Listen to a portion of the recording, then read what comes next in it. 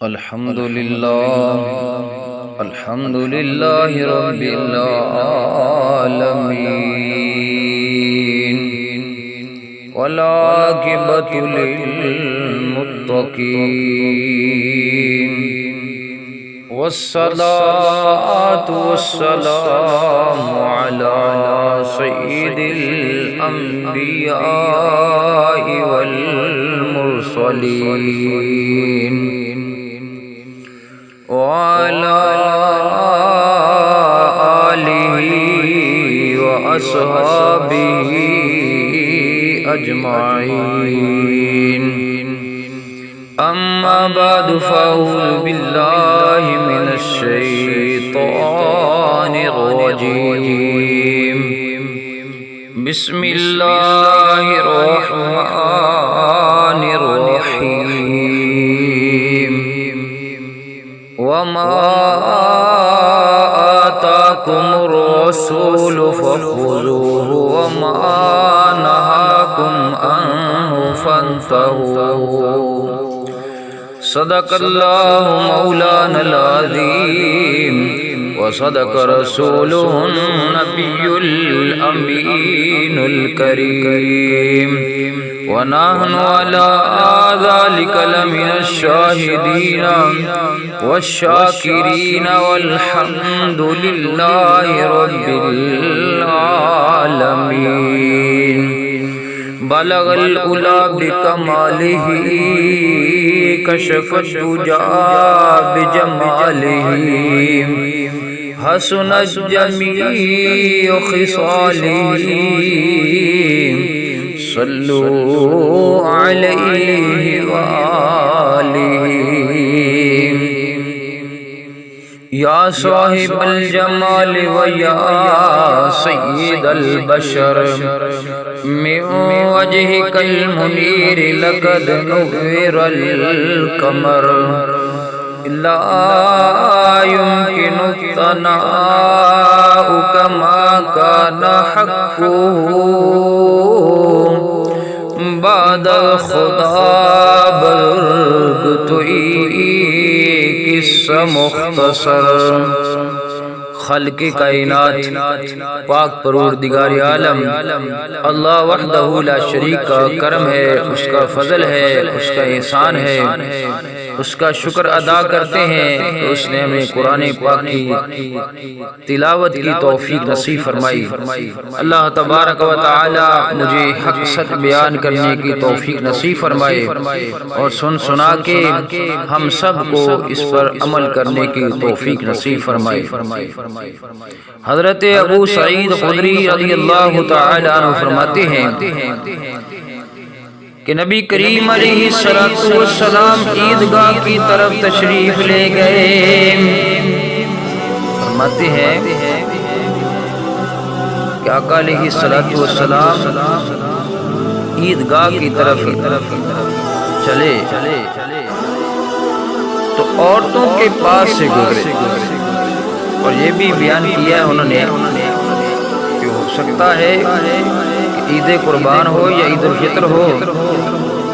جب عورتوں کے پاس سے آقا علیہ السلام گزرے،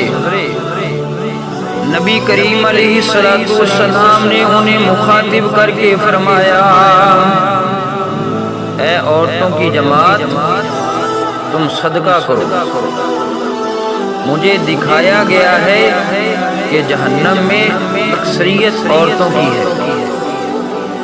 انہوں نے نبی کریم علیہ السلام کی بارگاہ عالیہ کے اندر عرض کیا کہ اے اللہ کے رسول ایسا کیوں ہے؟ نبی کریم علیہ السلام نے فرمایا، تم لان تان بہت کرتی ہو اور خاوند کی ناشکری کرتی ہو، میں نے تمہیں عقل و دین میں کمزور ہونے کے باوجود ہوشیار مرد کو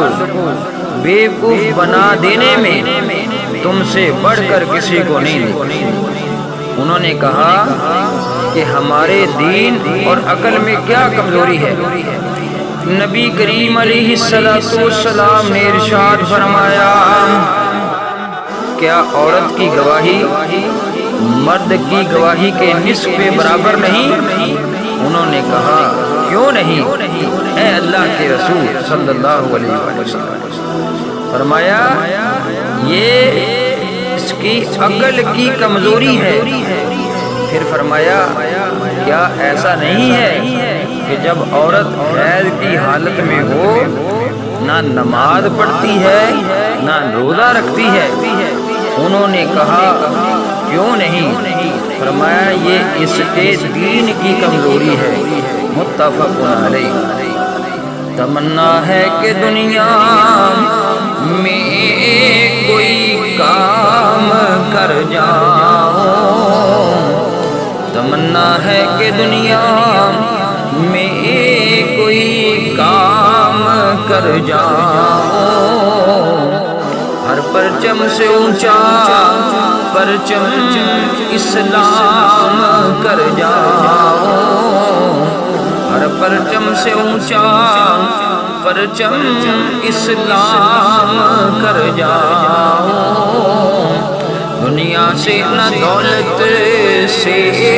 نہ گھر آباد کرنے سے تسلی دل کو ہوتی ہے، خدا کو یاد کرنے سے تسلی دل کو ہوتی ہے، خدا کو یاد کرنے سے، دلا غافل نہ ہو یکدم یہ دنیا چھوڑ جانا ہے، دلا غافل نہ ہو یکدم یہ دنیا چھوڑ جانا ہے، باغیچے چھوڑ کر خالی قبر اندر سمانا ہے، باغیچے چھوڑ کر خالی قبر اندر سمانا ہے۔